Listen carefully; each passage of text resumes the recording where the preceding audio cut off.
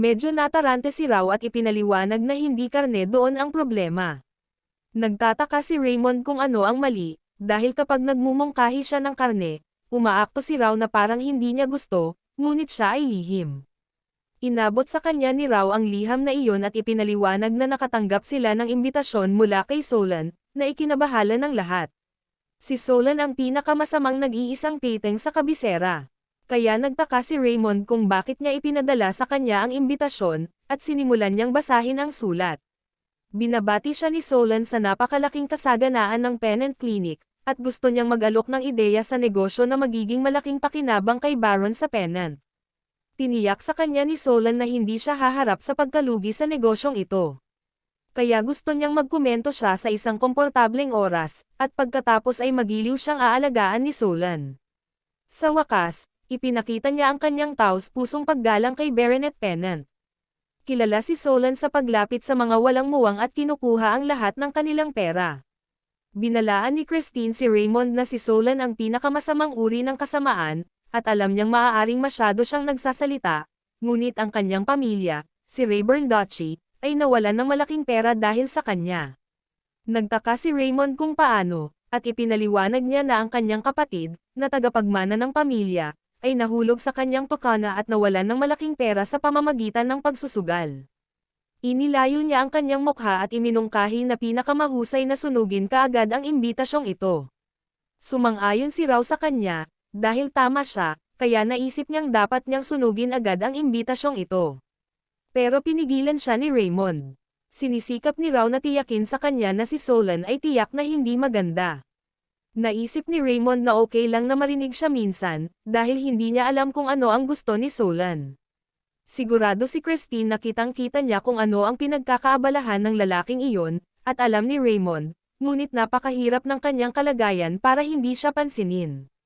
Si Hansel ay humakbang pasulong at inaakalang lahat ay maaaring may hindi pagkakaunawaan, na ang kanyang guro ay hindi makikipagkita kay Solan dahil lamang sa pera, na ikanalito ni Raymond. Ipinaliwanag ni Hansen na sasalubungin siya ng guro para makaganti sa mga pasyenteng nagbuhos ng dugo at luha dahil kay Solan. Nagulat ito kay Raymond, at nagtaka siya kung ano ang ibig sabihin ni Hansen, dahil wala siyang iniisip na ganoon.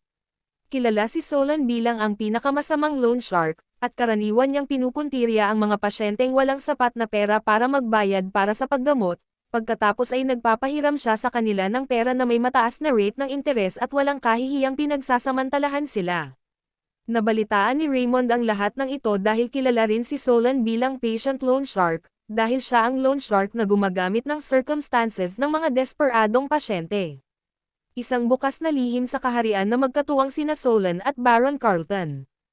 Ipinaliwanag ni Hansen na pinag-iisipan ng kanilang guro kung paano niya dapat lutasin ang pambibiktima ng mga nahuhuli sa kaluluwa at pekana.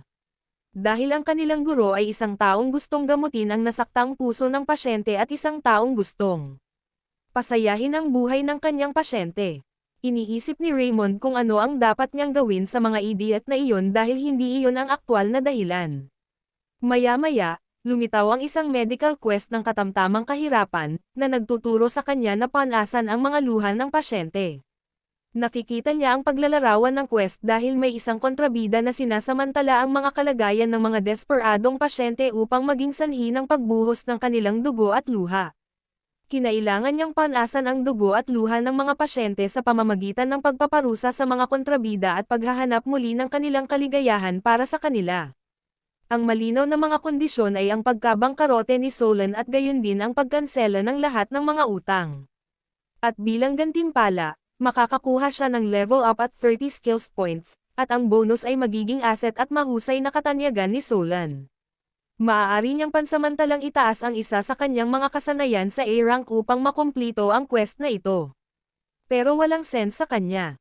Iniisip niya kung ano ang ibig sabihin ng kanselahin ang kanilang mga utang, dahil hindi man lang niya mabayaran ang kanyang utang sa ngayon. Higit pa rito, imposibleng mabangkarot si Solan. Kaya nagtaka siya kung bakit katamtaman ang hirap nito.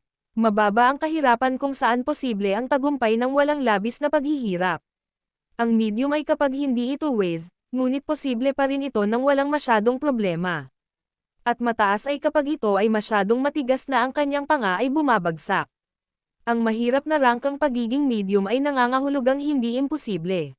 Kaya ipinalagay niya na ang system ay nagsasabi na posible ito sa pamamagitan ng pag-upgrade ng isa sa kanyang mga kasanayan sa ranking, ngunit ang bonus na reward ay mga ninakaw na asset. Kaya inakala ni Raymond na kung magtagumpay siya, magiging sobrang yaman niya. Kaya gusto niyang gawin ang quest na ito, kahit na kailangan niyang ilagay ang kanyang buhay sa online.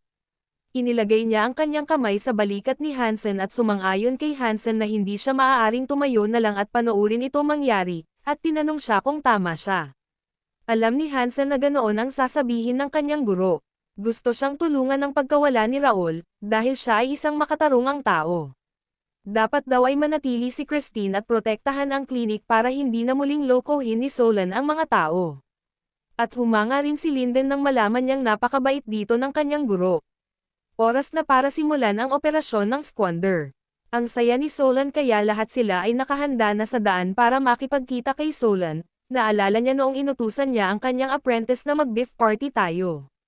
Pagbalik niya, tinuruan siya ni Christine na huwag nang makipag-usap kay Solan kung may nararamdaman siyang kakaiba, at binalaan siya nito na hindi siya maaaring pumirma ng anumang walang katotohanan at kakaibang kontrata. At masunurin niyang pinagtibay ang utos ni Christine. Sa kasalukuyan, iniisip pa rin ni Raymond ang tungkol sa pagkain ng karne ng baka at iniisip kung magagawa ni Hansen ang paghahanda ng beef party ng mag-isa. Maya-maya, sa loob ng tirahan ni Solan ay napuno ang bibig ni Raymond. Napuno ng tubig ang mesa na puno ng masasarap na pagkain, na mukhang masarap sa kanya. Napatingin siya kay Solan na nakangiti at nakatitig sa kanya, at nagtanong si Raymond, bakit niya ito tinawag? Tumingin sa kanya si Solan, ngumiti at gustong makipag-usap habang kumakain ng pagkain. Nagsimula na ang quest ni Raymond na panasan ang luha ng pasyente. Ang kanyang Heart of Steel ay na-activate, at siya ay may bakal na tulad ng determinasyon at isang matatag na kalooban. Alam ni Raymond na kung magagawa niya ng maayos ang araw na iyon, kung gayon ang pagkain ng ganoon ay hindi isang malayong pangarap, kaya't nais niyang hawakan ang kanyang sarili at maging maayos. Higit pa rito, ang kanyang kalaban ay itinuturing na isang mean person, at ang kanyang pagiging rudeness level ay mataas, kaya ang isang method to handle the mean person ay na-activate. Iniisip ni Raymond kung napaka-corrupt ba ng puso ni Solan kaya na-classify siya bilang mean person. Ngumiti si Solan at nag-rumble na naglagay siya ng maraming pangangalaga sa pag-iisip kung paano makikilala si Baronet Penn. Kaya gusto niyang uminom siya ng alak na ito habang nagsasalin ng alak ang lalaki sa baso ni Raymond. Nais ni Solan na maging tapat sa kanya, at ipinaliwanag na tinawag siya doon upang mag-alok sa kanya ng isang bagay. Nagtaka si Raymond kung ano iyon. Alam ni Solan na maaaring nakatagpo siya ng mga problema sa pananalapi mula sa pagpapatakbo ng Pennant Clinic. Raymond affirmed, kasi totoo naman. Sa kasamaang palad, tusong ngumiti si Solan at sinabing may gusto siyang irekomende sa kanya. Handa siyang ipahiram sa kanya ang perang kulang sa kanya na may mas mababang interes kaysa sa mga loan shark ng healer, at maaari niyang tingnan ito bilang walang interes. Kinakain ni Raymond ang karne at nagtataka kung bakit ganito ang binibigay niyang alok sa kanya, kahit na nagpapasalamat siya sa kanya, gusto niyang malaman. Sinubukan siyang lokohin ni Solan at nag-rumble na iyon ay dahil humanga at naantig siya sa marangal na kilos ni Raymond. Tinanong niya si Raymond kung narinig ba niya ang kasabihan na dapat silang kumita ng hindi marangal at gastusin ito ng marangal.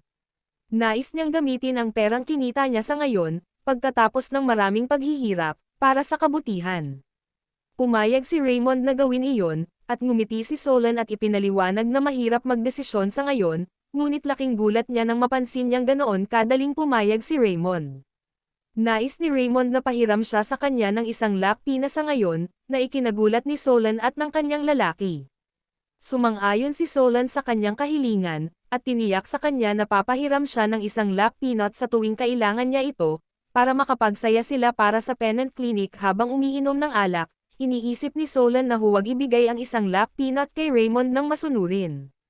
Sa halip, gusto niyang gawin siyang walang pera. Hindi nagtagal, sinabi niya na ang araw na ito ay isang kapana-panabik na araw, dahil dumating si Raymond sa kanyang tirahan. Tinanong niya ito kung ano ang iniisip niya tungkol sa pagkakaroon ng kasiyahan sa kanyang kasino. Nag-aalala si Raymond tungkol sa pag-aaral tungkol sa kasino, ngunit tiniyak ni Solan na lahat ay pumasok sa kasino na nakasuot ng maskara upang hindi ito makasama sa Baronet. Kaya tinanong niya si Raymond kung ano ang tingin niya dito. Nang maglaon, nasa kasino sila, at tinanong niya ang kanyang lalaki kung paano ito nangyayari, at kung maganda ang reaksyon ni Baronet. Inakala ng lalaki na maaaring ito ang kanyang unang pagkakataon na magsusugal. Habang tinanong ni Raymond ang kanyang amo kung magkano ang dapat nilang kunin. Binibigkas ni Solan ang kabuuan ng 100,000 peta na ipinangako nilang ibibigay sa kanya ngayon. Nag-aalala ang kanyang kamag-anak, dahil kung gagawin nila ang ganoong kalaking halaga ng sabay-sabay, magkakaroon ng problema. Tiniyak ni Solan sa kanyang kasambahay na ayos lang, dahil kung ang isang illegitimate child na tulad niya ay mawawalan ng sugal, wala siyang masasabi, kahit saan. Samantala, si Raymond ay nasa sabik, dahil ito ay tahimik na kumakain at patuloy siyang nanalo, at nanalo na ng 30,000 pina, at dapat ay ginawa niya ito ng mas maaga. Bigla siyang nakaramdam ng panginginig sa kanyang gulugad habang si Christine ay umubo mula sa likuran, at nag-aalala siyang lumingon sa likod at nakita siyang nakatitig. Nagtataka si Raymond kung bakit ganoon ang titig nito sa kanya, kaya napagdesisyonan niyang yakapin ang sarili, dahil sa bilis na ito, hindi na niya mahuhuli si Solan. Sa halip, siya ang mahuli. Biglang lumapit sa kanya ang isa sa mga trabahador at inakala niyang maganda ang araw ng Baron. Kaya ipinaliwanag niya na mayroong isang VIP na laro na walang limitasyon sa halaga ng pagtaya, kaya kung siya ay mapalad, pagkatapos ay maaari niyang taasan ang kanyang mga kita ng 50 beses. Tinanong niya siya kung dapat niya itong gabayan doon, at sinabi sa kanya na kung siya ay mapalad at isang mainit na jackpot, siya ay garantisadong 50 beses sa kanyang kita. Laking gulat ni Raymond nang malaman niya ang tungkol sa 50 beses na kita, at ipinaliwanag ng manggagawa na mababa ang pagkakataon na iyon, ngunit walang nakakaalam na ang swerte ay maaaring nasa panig ng Baronet. Pumayag naman si Raymond, kaya iniwan siya nito, at masunurin itong sumunod sa kanya. Nakita siya ni Solan na paparating kaya tinanggap niya ito na kanina pa niya hinihintay. Pagkatapos ay bamulong ito sa kanyang kasambahay na dalhin ang gamit, at tusong ngumiti pagkatapos umupo si Raymond sa tabi niya. Naisip ni Solan na ang mga iyon ay maaaring magmukhang mga normal na card, ngunit ang mga card na iyon ay ang kanyang pagbagsak. Nakita niyang kamangha-mangha ang pagkakaroon ng karangyaan na mag-host para sa isang mahusay na tao. At tinanong niya si Raymond kung magkano ang pupusta niya. Tinitingnan ni Raymond ang kanyang card at tuwang-tuwang binibigkas na siya ay papasok lahat at gusto niyang ipusta ang kanyang buong kapalaran. Kaya hindi makapaniwala si Solan na todo-todo si Raymond and he again informed him that, as he said already, it will bet everything. Ngumiti ng masama si Solan at ipinaliwanag na humihingi siya ng kumpirmasyon at inakala niyang napakatanga niya. Hindi nagtagal, ilalabas na ng underling ni Solan ang kanyang mga card, ngunit pinigilan siya ni Raymond at gusto siyang maghintay. Nais kumpirmahin ni Raymond kung hindi nagsisinungaling si Solan nang sabihin niyang ang pag-jackpot ay nangangahulugan na kumita siya ng 50 beses na mas maraming pera, at pinatunayan ni Solan. Inakala ni Raymond na kung mahuli si Solan na gumagawa ng mapanlinlang na pagsusugal, kailangan niyang bigyan siya ng 50 beses ng halagang iyon at tanungin kung tama siya, gaya ng mangyayari, na sumusunod sa imperial law ng pagsusugal. Nagulat ito kay Solan, at nang makita niya si Raymond na nakatitig sa kanya, nakaramdam siya ng masamang pakiramdam at sa palagay niya ay may mali, at tinanong siya kung ano ang sinasabi niya. Nilagay niya ang kamay niya sa card at gusto niya itong itago kaagad bago pa siya mahuli. Nakita ito ni Raymond, kaya hinawakan niya ang kanyang kamay at hinayla siya sa kagusto niyang makita ito ng lahat, dahil sila ay gumagawa ng panloloko. Nagulat si Solan at gusto siyang maghintay at nagtaka kung ano ang walang katuturang sinasabi niya, dahil tila nagkaroon ng hindi pagkakaunawaan. Kaya inutusan niya ang kanyang lalaki na linisin ang mesa. Pinagtibay nila ang utos ng kanyang guro at hiniling na huminahon ang Baronet. Pinapanood ni na Christine at Rao ang eksenang ito, at hinawakan ni Raymond si Solan at hinampas ang ulo sa mesa, habang hinihiling ng kanyang mga kampan na huminto na.